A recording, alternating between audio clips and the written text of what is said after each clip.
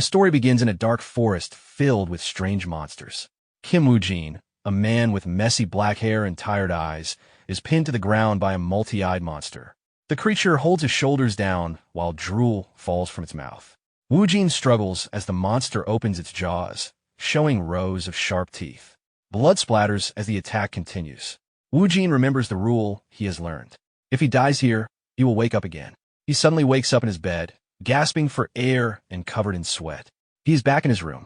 This has been happening for 12 years. Wuene looks exhausted with dark circles under his eyes and unshaven stubble. He touches his neck, still feeling the pain from the dream. Every night feels like a real death. Outside, the city is normal and busy. The peaceful environment is completely different from the forest he sees in his sleep. During the day, Wuene studies the monsters he fights at night. His room is filled with notebooks containing monster drawings, anatomy notes, and weaknesses. His apartment is packed with training equipment like weights and boxing bags. Everything he does during the day is preparation for the nightmare world. Even though he is extremely tired, he is afraid to sleep. Whenever he closes his eyes, he returns to that forest. He remembers many of the ways he died there, including being torn apart by a wolf-like beast and being pierced by a blade. The rule never changes.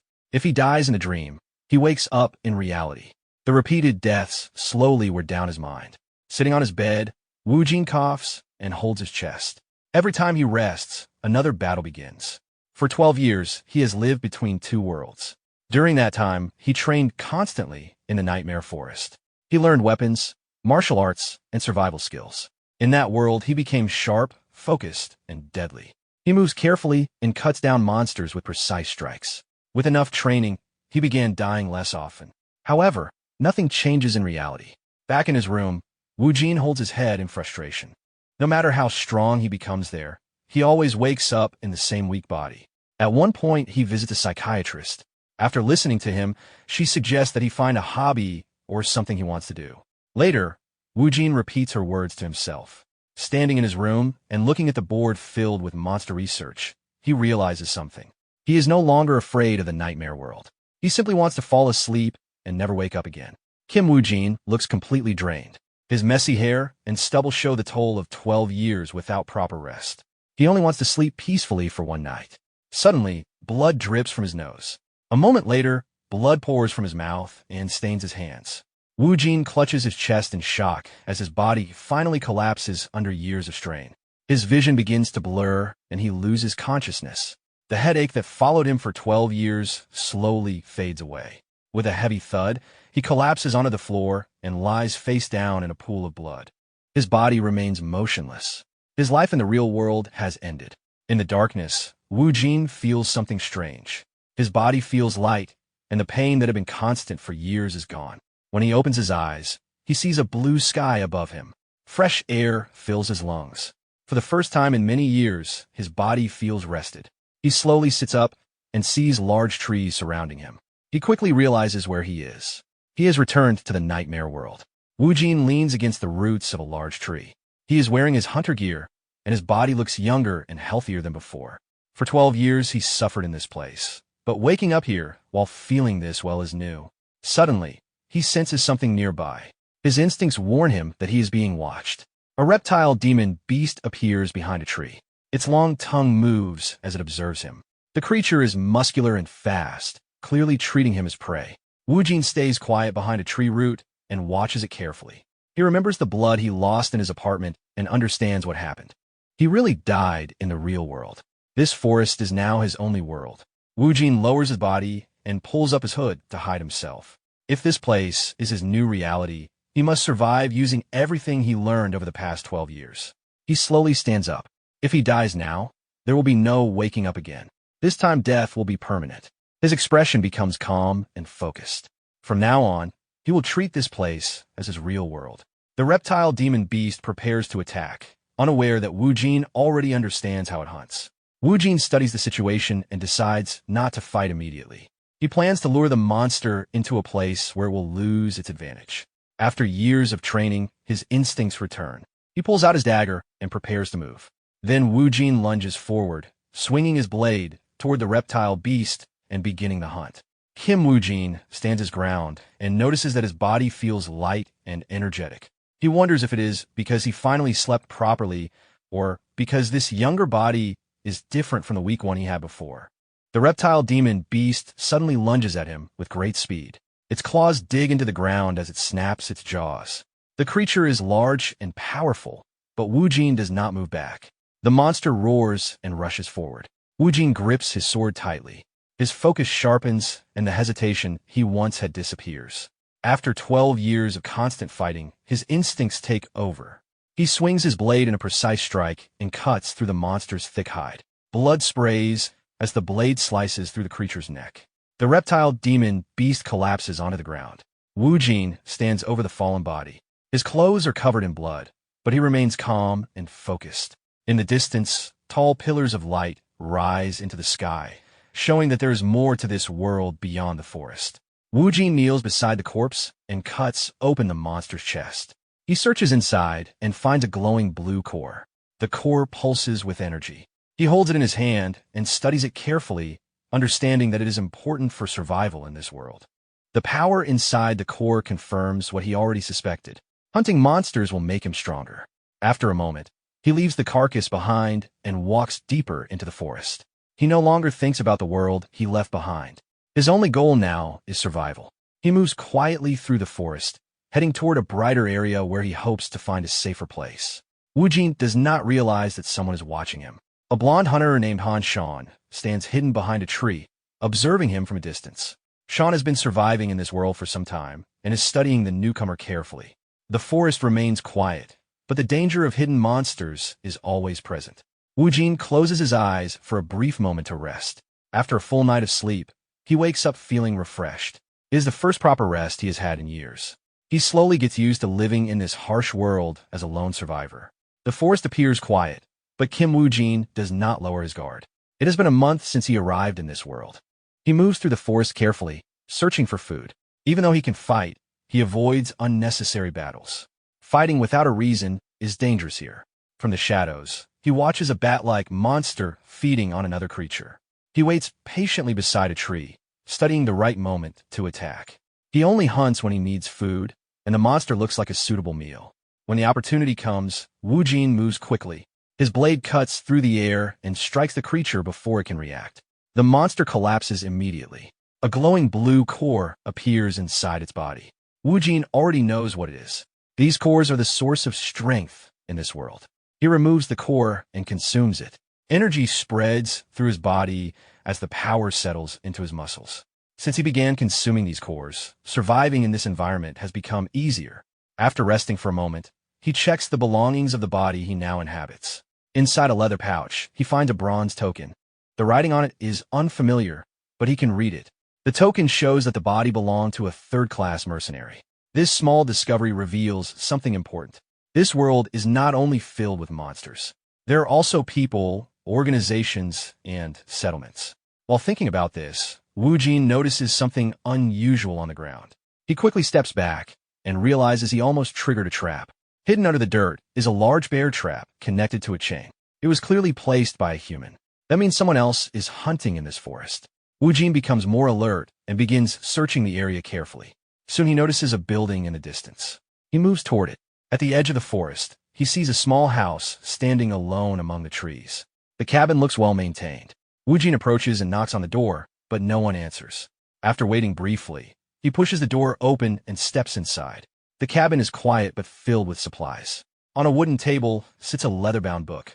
Wu Jin walks closer and looks at it carefully. Something about the book immediately catches his attention.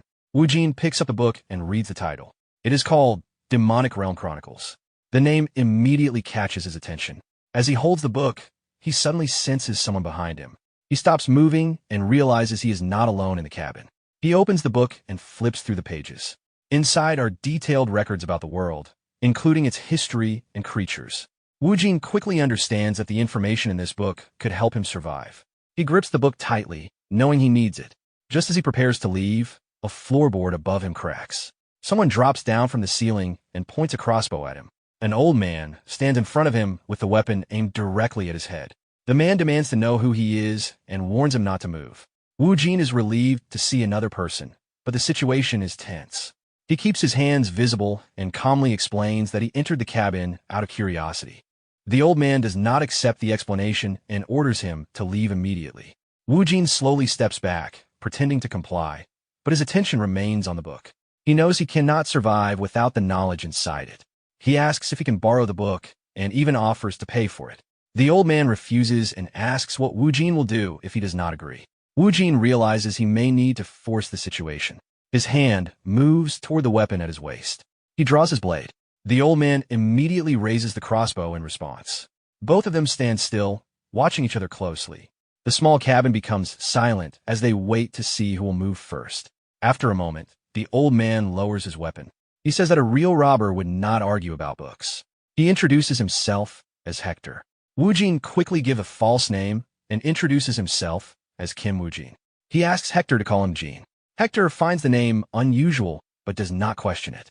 Wujin worries that his lie might be obvious, but Hector does not press the matter. Hector explains that the book is important to him and cannot be taken away. However, he allows Wujin to stay in the cabin and read it there. In return, Wujin agrees to help with simple chores. Night falls outside the cabin. Inside, a pot of vegetable soup cooks over the fire as Wujin begins staying in Hector's small house in the forest. Hector may seem rough and blunt, but he is not a bad person. He tells Wujin to eat and regain his strength. For the first time in a long time, Wujin eats a warm home-cooked meal. The simple soup comforts him, and he quietly enjoys it. The next morning, Hector prepares his gear and says he is heading into the forest. He explains that he is hunting a monster that killed his former comrades. Before leaving, he warns Wujin that the hunt may take a long time. Wujin watches him leave the cabin with a crossbow on his shoulder. Hector appears strong, but his serious expression shows that the monster he is chasing is dangerous. After Hector leaves, Wujin picks up the Demonic Realm Chronicles and begins reading. The book describes the fall of the Northern Empire. According to the records, the emperor opened a mysterious gate in search of power. When the seal was broken, a red pillar of light appeared in the sky. Creatures from another realm began pouring out. Within 9 years, the northern lands were overrun by monsters and became known as the Demonic Realm. Humanity later formed the Order Alliance and built a massive barrier to stop the spread of the creatures. Wujin finishes reading and thinks about what he learned. The book also explains that monsters grow stronger the deeper one travels into the realm. The information helps him understand the world he now lives in. Meanwhile, Hector is running through the forest while being chased by monsters. He moves quickly through the trees, trying to escape. Behind him, a pack of wolf-like beasts appears. Their bodies are twisted and their eyes glow red. Hector realizes he cannot outrun them. The lead wolf suddenly attacks. Hector barely avoids a strike and slides across the ground.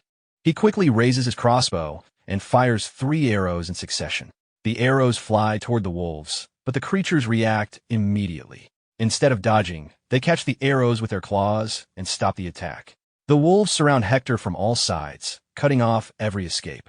His arrows fail to stop them, and he realizes the situation is getting worse. Age is starting to slow him down. While preparing for the next attack, Hector notices a figure approaching from the direction of his cabin. He is surprised to see Wujin standing there. Wujin steps forward and draws his large blade. Hector immediately shouts for him to run, knowing how dangerous the wolves are. But Wujin does not retreat. Instead, he leaps forward with great speed and lands in the middle of the pack. His expression becomes cold as he moves directly into the fight. One of the wolves rushes toward him. Wujin swings his blade downward and cuts the creature in half. The wolf collapses instantly. The remaining wolves hesitate after seeing one of their own fall so quickly. Hector watches in shock as Wujin stands calmly in the middle of the clearing. For a moment, the clearing becomes quiet. Wujin stands still while blood drips from his blade. He asks Hector whether the monster he killed was considered strong. Hector looks at him in disbelief. The creature Wujin killed is known to be extremely dangerous, and most hunters cannot defeat one alone. Wujin listens but remains calm. He turns his attention toward the forest where the rest of the pack is gathering. More wolves appear from the trees. There are dozens of them. Wujin estimates there are around 40. Even so, he does not appear worried. Instead of charging in blindly, he studies the pack and searches for their leader. He knows that if the second in command is eliminated, the pack's morale will collapse. After observing them carefully, he identifies the target. A large red wolf stands at the front of the group. Its presence keeps the other wolves from retreating. Wujin watches it closely, planning to eliminate it first. As the pack prepares to attack, the red wolf suddenly lowers its head. A moment later, it turns around and runs. The rest of the wolves freeze for a moment. When their leader flees, their confidence disappears. One by one, they begin retreating as well. Soon the entire pack runs back into the forest. The fight ends without another strike. Wu Jin stands in the clearing and watches them leave. He makes no attempt to chase them. Hector observes everything from a distance, unable to believe what just happened. The wolves that had surrounded him moments ago fled without fighting. He realizes Wu Jin forced the pack to break by targeting their morale rather than fighting them directly. After the wolves disappear, the forest becomes quiet again. Later, the two return to Hector's cabin. Hector lays out the hide from the werewolf they killed earlier and explains that it is worth 40 gold coins. Wu Jin is unfamiliar with the currency and asks if that amount is significant. Hector explains that 40 gold coins is enough for someone to live comfortably for several years. Wu Jin looks at the hide again. To him, the monster was not particularly difficult to defeat, so he is surprised by its value. He begins to realize that hunting monsters could be a reliable way to earn money in this world. Hector then prepares supplies for him. He gives Wu Jin some jerky, silver coins, and a map that shows the route to Pioneer Village. He also tells him to visit a man named Jacob in the village. Jacob is known to buy monster materials. Wu Jin hesitates to accept the items, but Hector insists. The hide, he says, is payment for killing the monster that had taken the lives of his former comrades. After explaining this, Hector thanks Wu Jin for helping him settle that old score. He expresses his appreciation and hopes they may meet again in the future. Wu Jin and Hector shake hands, ending their short partnership. Wu Jin thanks him for the help and prepares to leave with the map and supplies Hector gave him. He bows once before leaving the cabin and follows the path on the map into the forest. Hector watches him disappear among the trees. While Wu Jin walks through the forest, a pair of eyes watches him from a distance. The red wolf from earlier, Mutt, stands on a rock and silently follows his movements. The wolf does not attack and simply keeps observing him. After some time, Wu Jin reaches the outskirts of Pioneer Village. The settlement is surrounded by large wooden walls built to keep monsters out. At the gate, armed guards stop him and question him before allowing him inside. Wu Jin walks through the muddy streets and notices that the town is full of armed mercenaries and rough-looking people. The atmosphere feels tense, and everyone watches strangers carefully. He remains cautious. In a place like this, people can be just as dangerous as monsters. Following Hector's directions, he finds a tavern where he is supposed to meet Jacob. Inside, the place is loud and crowded. Wu Jin walks through the room and goes directly to the bar. He places his pack on the counter and asks the bartender about Jacob. The bartender glances toward a man sitting nearby. The man approaches and introduces himself as Jacob. Wu Jin tells him that Hector sent him and mentions the werewolf hide. Jacob quickly becomes interested and begins examining the hide carefully. His reaction shows how valuable the item is. Wu Jin does not correct Jacob when he assumes Hector killed the monster. He simply waits for the payment. Wu Jin waits for his payment while Jacob examines the werewolf hide. The man is clearly impressed by its quality and keeps praising Hector, believing the old hunter was the one who killed the beast. In Jacob's mind, there is no way someone like Wu Jin could have hunted such a monster. As he studies the hide, Jacob begins planning to keep it without paying. Soon several large thugs step out from around the tavern and surround Wu Jin. It becomes clear that the situation was planned from the start. Jacob throws the hide over his shoulder and tells Wu Jin to leave if he values his life. He claims the hide is simply repayment for money Hector supposedly owed him. Wu Jin immediately understands that Jacob never intended to pay. For a moment, he considers killing him on the spot, but restrains himself. Jacob then throws beer in Wu Jin's face and tells him to leave. Wu Jin remains silent while the tavern grows quiet. The thugs move closer and draw their weapons. Instead of responding, Wu Jin calmly stands up and walks toward the door. Jacob laughs, believing the threat worked. However, just before reaching the exit, Wu Jin suddenly lifts a large cabinet and slams it against the door, blocking the way out. The loud crash echoes through the tavern. Wu Jin turns slightly and calmly tells Jacob that if he planned to rob someone, he should have done it properly instead of trying a cheap trick. Jacob becomes angry and orders his men to attack. The thugs rush forward together, swinging their weapons. One of them charges first. Wu Jin watches him approach without moving. Then, in a quick motion, he draws his blade. Wu Jin decides not to hold back. When the first thug attacks, Wu Jin easily parries the strike. The clash of weapons echoes in the room.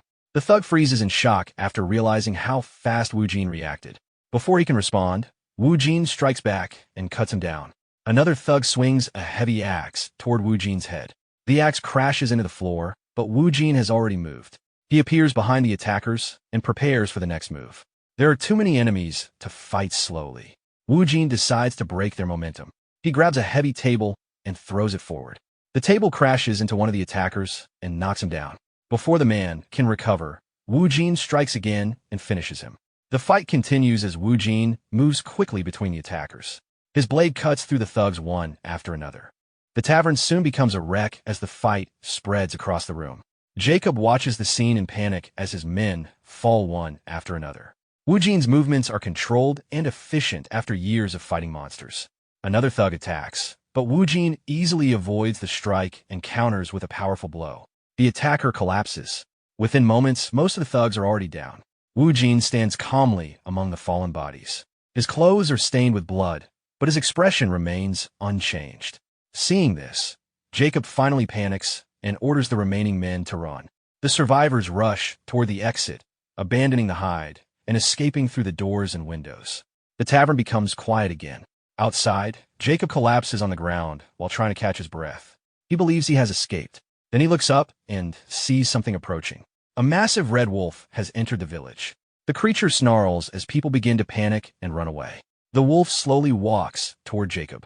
At the same time, Wu Jin steps out of the tavern and notices the animal. He recognizes the red fur and realizes it is the same wolf from the forest. Wu Jin immediately recognizes the red wolf. It is the same scout wolf from the forest that had been watching him earlier. The beast followed him all the way to the village. Seeing it again, Wu Jin prepares for another fight. He watches the wolf carefully, expecting it to attack. However, something unexpected happens. Instead of attacking, the wolf suddenly drops onto its back and begins wagging its tail. It whimpers and rolls on the ground, showing complete submission. Everyone nearby is confused, including the remaining thugs. The monster that had terrified people in the forest is now acting like a tame animal. Wu Jin watches silently while the wolf continues wagging its tail and looking up at him. After a moment, he begins to understand what might be happening. To test this idea, Wu Jin points toward the remaining thugs. The wolf immediately stops playing. Its posture changes and its eyes focus on the targets. Without hesitation, the beast rushes forward. The thugs have no chance to react. The wolf attacks them with overwhelming speed and strength. Within moments, the attackers are defeated. Blood stains the ground as the wolf finishes the last of them. Jacob is left alone. He looks up in terror as the massive wolf stands over him. Wu Jin calmly watches the scene while the wolf removes the final threat. Realizing he is the last one left, Jacob falls to the ground and begs for mercy. However, his thoughts reveal that he only plans to survive long enough to seek revenge later. Before he can say anything more, Wu Jin steps closer. He drives his sword into the ground directly in front of Jacob's face, stopping him in place. Wu Jin grips his weapon and looks down at Jacob with clear disgust. He can see through the man's begging immediately. The situation reminds him of people from his past life. For a moment, he remembers his old life in Korea. He once sat across from his factory manager, apologizing for things that were not even his fault. When he asked about his unpaid salary, the manager ignored his concerns and talked about the company's difficult situation. At that time, Wu Jin believed that working hard and being patient would eventually solve the problem. Weeks passed, then months, and he still did not receive his pay. One day, he returned to the office to ask again. Instead of addressing the issue, the manager was practicing golf in the office and treated Wu Jin with annoyance. The man accused him of being selfish for demanding his own wages and expected him to continue working quietly. Remembering this, Wu Jin realizes how often he allowed people to take advantage of him. Back in the present, he looks at Jacob and decides he will not repeat the same mistake. He turns away from the man. Seeing an opportunity, Jacob suddenly pulls out a hidden dagger and rushes toward Wu Jin from behind. However, Wu Jin already expects this move. He quickly avoids the attack and stops Jacob before the blade can reach him. Looking directly at him, Wu Jin understands that the man was pretending to beg only to attack at the first chance. Without hesitation, Wu Jin strikes. Jacob collapses, and the threat is finally over. Wu Jin stands quietly for a moment and makes a decision. He will no longer allow anyone to treat him like a helpless person. After the fight ends, the red wolf approaches again. The animal carries a small bag in its mouth and drops it at Wu Jin's feet. Inside the bag are several gold coins. The wolf appears to be offering them to him. Wu Jin looks at the bag of gold the wolf brought him. He did not expect a demonic beast to behave like this. It seems the wolf is offering a tribute. He asks the wolf if it wants to follow him. The wolf reacts immediately and moves closer to him, acting friendly instead of hostile. Seeing this, Wu Jin accepts the gesture and pats the animal. From that moment, the wolf becomes his companion. He decides to call it Mutt. After the events in the village, time passes and a new day begins. Wu Jin wakes up in a real bed. Mutt is lying nearby on the floor. It is the first proper rest he has had since arriving in this world. Later, he washes his clothes and body by a nearby stream. His body is covered in scars from years of fighting monsters. While cleaning the blood from his clothes, Wu Jin thinks about what happened earlier. The men he killed in the tavern were humans, yet he feels no guilt. To him, they were no different from the monsters he fought before. Looking at his reflection in the water, he realizes that he has changed. The long years of survival have made him colder and more practical. However, he decides that surviving in this world matters more than worrying about those changes. After preparing himself, Wu Jin continues his journey with Mutt. Soon the large walls of the 5th Pioneer City appear in the distance. Before entering the city, he tells Mutt to stay hidden nearby. Bringing a demonic beast inside would cause problems. Wu Jin enters the city alone and walks through the busy streets. From the information he read in the chronicles, he knows that monster bounties are handled by the Order Alliance. Following that information, he heads toward their headquarters and arrives at a large building with tall towers and white domes. The Order Alliance is the place where hunters exchange monster trophies for money. Inside the building, a clerk sits at the counter, bored and half asleep. His quiet day changes when Wu Jin walks in carrying a large bundle. Wu Jin places the heavy werewolf pelt on the counter. The weight makes the wooden desk creak. The clerk lazily asks what he wants. At first, he barely looks at the hide and dismisses it as ordinary animal fur. However, when he examines it more closely, his reaction changes immediately. He quickly realizes that it is a genuine werewolf pelt. Shocked, he confirms the quality of the hide and asks Wu Jin if he hunted the monster himself. Wu Jin calmly confirms and explains that he came to collect the bounty. After verifying the item, the clerk leads him to a private room to wait. Later, another official enters the room carrying a heavy pouch. He explains that confirming such a valuable trophy takes time. The pouch is placed on the table. Inside are many gold coins, the reward for the werewolf bounty. Wu Jin looks at the coins and realizes that the amount is enough to live comfortably for several years. As he looks at the gold in his hand, he understands how valuable money is in this world. While he is still examining the reward, the official speaks again. He asks if Wu Jin would be willing to accept another request. A dangerous monster has appeared at a nearby quarry. Because of it, the workers are too afraid to enter the mine. Without workers, the quarry cannot produce bloodstone, which affects the city's economy. The official explains that the creature is believed to be stronger than the werewolf Wu Jin hunted earlier. Even so, he believes Wu Jin might be capable of dealing with it. Wu Jin listens calmly and asks for more information about the monster before making a decision. The official reveals that the monster is called the Mad Skull. The Alliance has placed a bounty of 70 gold coins on it. When Wu Jin hears the name, he immediately recognizes it. He remembers reading about the creature in the survival chronicles. He had also faced one during his 12 years in the Nightmare World. The Mad Skull is known for its extremely hard skull that acts like natural armor. Its bone-like mask is difficult to break with normal weapons. The monster is also highly aggressive and far stronger than a werewolf. Wu Jin recalls that the first time he fought one, it took him an entire month to defeat it, and he died many times during that struggle. The official asks if Wu Jin believes he can handle such a dangerous monster. Wu Jin stays silent for a moment while considering the reward and the risk. After thinking about it, he accepts the request. Later, Wu Jin arrives at the quarry where the Mad Skull has been appearing. The mining site is quiet because the workers have stopped coming due to the monster. Wu Jin moves through the rocky area while recalling what he knows about the creature. While he searches the quarry, someone calls out to him from nearby. A large man steps out and introduces himself as Jonathan, the captain of the Black Marlin mercenaries. He explains that his team arrived first and asks Wu Jin to wait. Wu Jin is not impressed by the idea of waiting in line to hunt a monster. After surviving in the Nightmare World for years, he follows the rule of first come, first kill. Jonathan says he is not looking for trouble and suggests that Wu Jin join their team instead. He explains that hunting together would be faster. Wu Jin considers the offer. Waiting for them to finish would waste time, and he prefers to avoid fighting humans. He decides to cooperate with them for the hunt, even though it means sharing the reward. However, he remains cautious and keeps his guard up. Wu Jin then asks Jonathan why he would invite a stranger when he already has a full team with him. Jonathan laughs and explains that he prefers safety over speed. For him, having more people reduces the risk, even if the reward must be shared.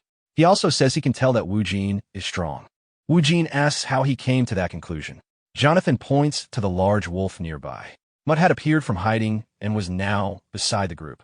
A girl named Claire is already interacting with the wolf. She is surprised because wolf monsters are normally independent and almost impossible to tame. While Wu Jin watches, Claire feeds Mud a piece of cooked meat. The wolf focuses completely on the food and ignores everything else. However, when Wu Jin looks at him, Mud immediately drops the food and becomes obedient again. The sudden change surprises the mercenaries. Wu Jin notices the meat on the ground and realizes how hungry he is.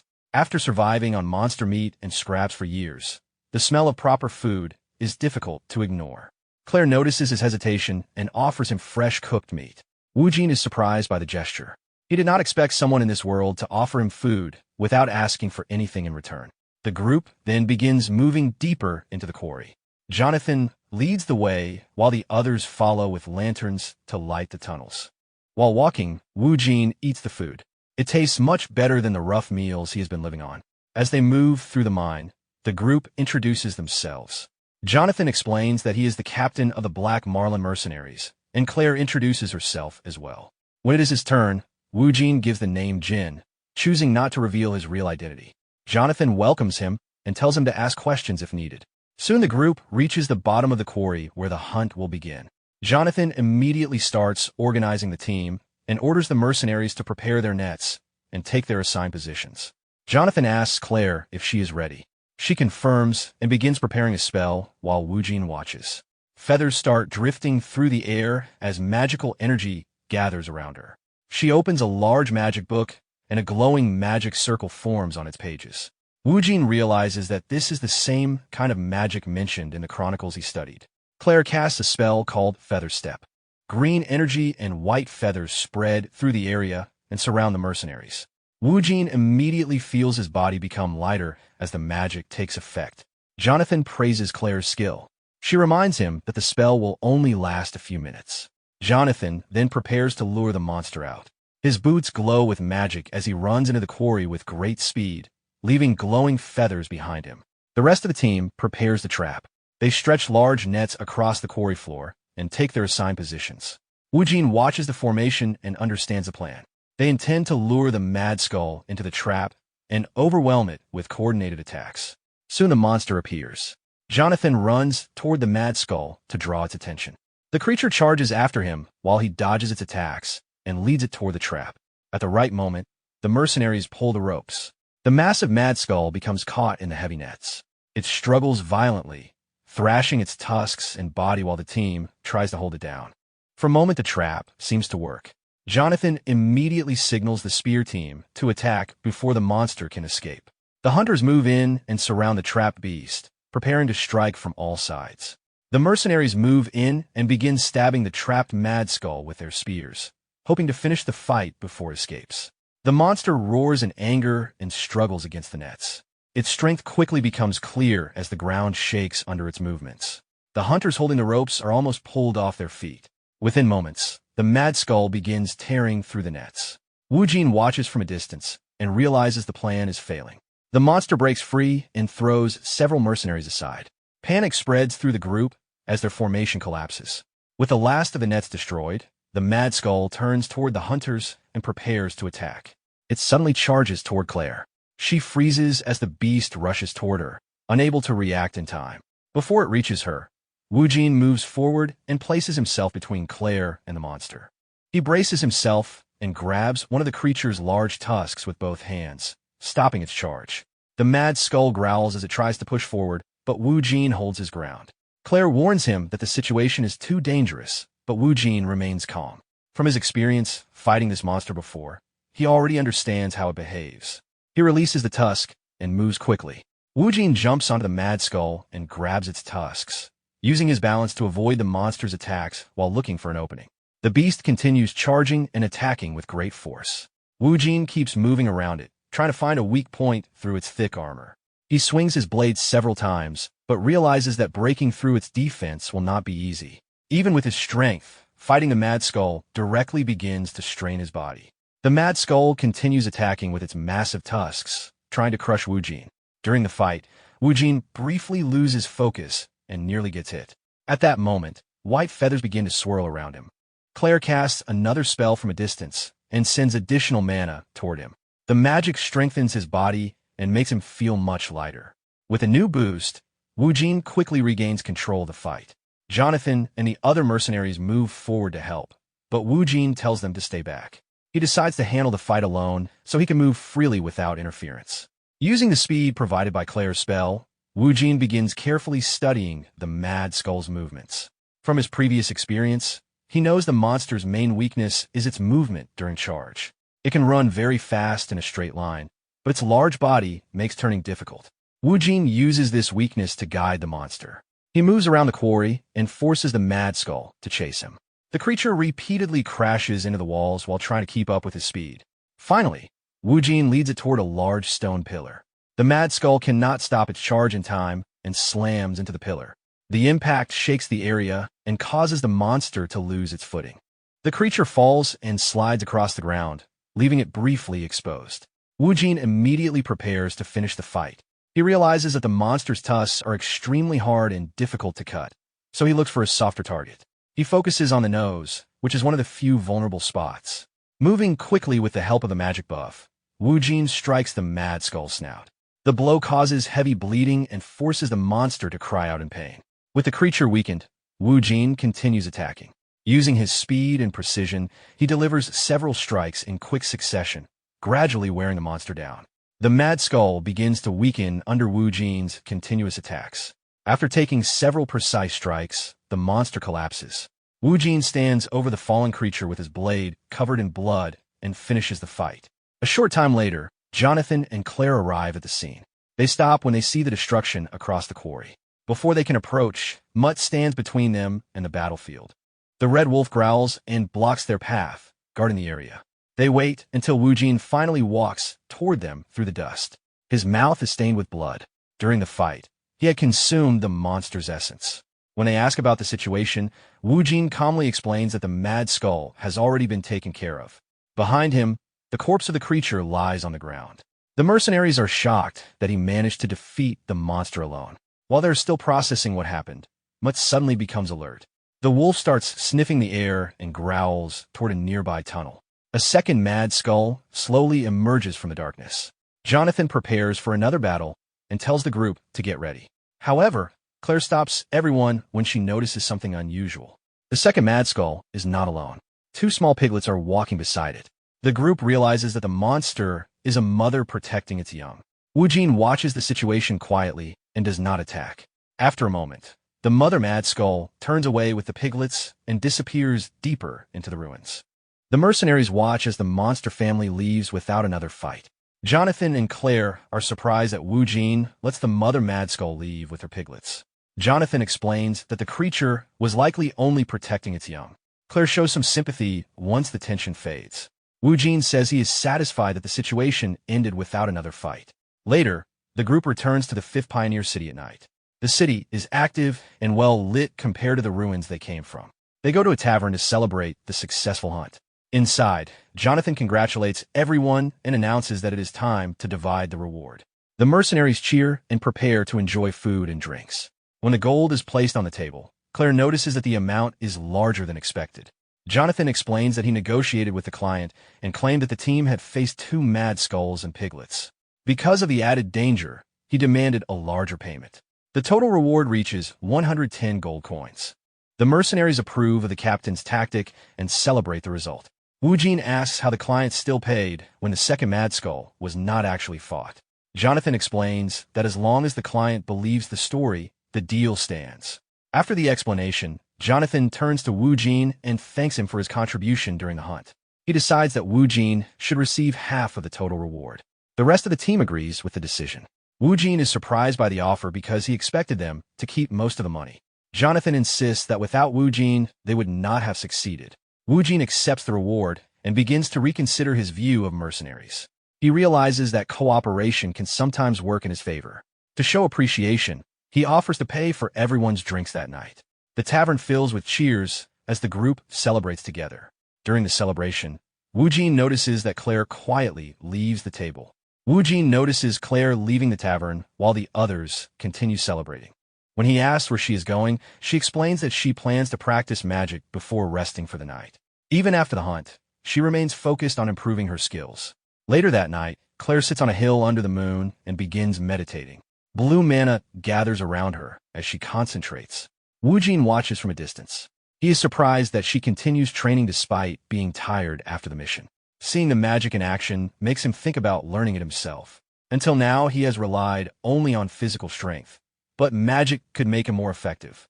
He approaches Claire and asks if she can teach him. Claire agrees immediately. She explains that she wanted to thank him anyway for protecting her during the battle with the Mad Skull. Jonathan overhears the conversation and reminds them that learning magic takes time. Their group is also scheduled to leave the village in 2 days. He suggests that Wu Jin travel with them if he wants to continue learning from Claire. Jonathan also asks why someone as strong as Wu Jin would want to join their group. Wu Jin avoids the question and instead asks where they are heading next. Jonathan explains that they are traveling to the 4th Pioneer City for another job. Wu Jin says that he was already planning to go there and asks if he can join their caravan. Jonathan and Claire realize he is not being completely honest, but they agree anyway. Jonathan welcomes him to the group. Soon the group begins their journey. Instead of horses, they travel on the back of a massive armored creature called a Tarrasque, a monster that humans have domesticated to transport goods across long distances. Wu Jin is surprised by its size and learns that such creatures are commonly used for travel in this world. The caravan sets out toward the 4th Pioneer City. That night during the journey, Wu Jin sits alone and begins practicing meditation as Claire instructed. He quickly realizes that learning magic is difficult and requires constant repetition. Wu Jin continues practicing meditation to sense mana. Sweat covers his body, but he refuses to stop. Claire demonstrates by creating a small light orb and explains that learning magic takes time and patience. Wu Jin focuses on the exercises she taught him. The process is repetitive and slow, but he keeps going. His past experience surviving the nightmare world helps him endure the frustration. After 10 days of training, he finally senses a small reaction. A tiny blue spark appears in front of him. For the first time, he can feel the mana in the air responding. Claire is pleased with the progress. She explains that many people never manage to sense mana at all. Now that he can feel it, they move to the next stage of training. Claire prepares a ritual to help him contain mana inside his body. She pours a glowing blue liquid into a small basin and explains that it will be used during the process. She then instructs Wu Jin to remove his clothes so she can draw a magic circle directly on his back. Under the moonlight in the forest, Claire dips her fingers into the glowing liquid and carefully draws the circle across his skin. While doing so, she notices the many scars on his back from past battles. Once the circle is completed, she tells him to concentrate and prepare for the next step. Wu Jin closes his eyes and enters deep meditation. Claire places her hand near the magic circle and begins the ritual. Mana starts flowing through the circle and enters Wu Jin's body. Blue light spreads across the campsite as the energy moves through him. Wu Jin feels a strong surge of power traveling inside his body, heavier and more intense than anything he has experienced before. The mana continues moving through Wu Jin's body, forming a path inside him. Claire asks if he can feel it, and Wu Jin confirms that he can. The sensation is strong, but he manages to remain calm. She explains that he has completed the first stage of magic training. According to her, learning magic involves 3 basic stages. The first stage is sensing mana. The second stage is containing that mana inside the body. The third stage is using the stored energy to cast spells. Since Wu Jin handled the infusion well, Claire decides to move directly to the second stage. She instructs him to guide the mana inside his body toward his heart so that it can be stored there. Wu Jin focuses on controlling the energy, but the process becomes difficult. The pressure from the mana continues to increase while he tries to keep it stable. The magic circle on his back glows brightly as the ritual continues. At that moment, Claire's consciousness is suddenly pulled into Wu Jin's mental space. Inside, she finds herself in a dark an unfamiliar place. A massive mantis-like creature stands there, covered in spikes and surrounded by an oppressive presence. Its many red eyes stare directly at her. The sight immediately overwhelms her. She realizes that the mental world inside Wujin is extremely abnormal. The mana around her becomes unstable, and the connection between them begins to break. Back in the forest, the ritual loses control. Claire feels her own mana being drained rapidly. Before the situation becomes worse, Mutt suddenly appears from the shadows. The red wolf moves forward and uses its tail to pull Claire away from the ritual. Mutt stands beside her, its blue eyes glowing while it guards both her and Wujin. Claire watches the wolf in shock, realizing that the creature just prevented the ritual from completely overwhelming her. Mutt does not attack, but stands protectively between Claire and Wujin. His behavior makes it clear that he is guarding his master. Claire realizes that the wolf likely stepped in because the ritual had become dangerous. Wujin turns and notices that she has collapsed on the ground. He calmly asks if she is all right, unaware of what she experienced during the ritual. Claire struggles to respond. She had briefly seen Wujin's mental realm. Every person has a mental space that reflects their nature and experiences. Normally, it appears calm or neutral, but the place she saw inside Wujin was completely different. In his mental world, she witnessed a massive mantis-like creature surrounded by countless red eyes. The presence felt predatory and unnatural. Even while speaking to him, the image still lingers in her mind. Claire becomes serious and asks him a direct question. She wants to know if he has ever consumed a mana core, the crystal found inside monsters. Wujin is confused by her reaction and casually confirms that he has eaten them before. Claire is shocked that he survived at all and asks how many he consumed. Wujin explains that he has been eating them for about 10 years and has consumed thousands of them during that time. Claire is alarmed by the answer. She explains that humans are not supposed to consume mana cores. According to common knowledge, a person who eats even one core will either die from the power or eventually turn into a monster. Wujin listens to the explanation but does not appear concerned. Under the moonlight, he remains focused on the power he has gained rather than the danger she describes. Karma is the name given to the dark energy that fills the demonic realm. Living beings that absorb this energy can develop unusual abilities. When karma gathers inside a monster's body for a long time, it forms a monster core, which acts as the creature's internal nucleus. The next morning, the group prepares to travel to the fourth pioneer city. While they're getting ready, Claire remains troubled by something. She remembers stories from the past.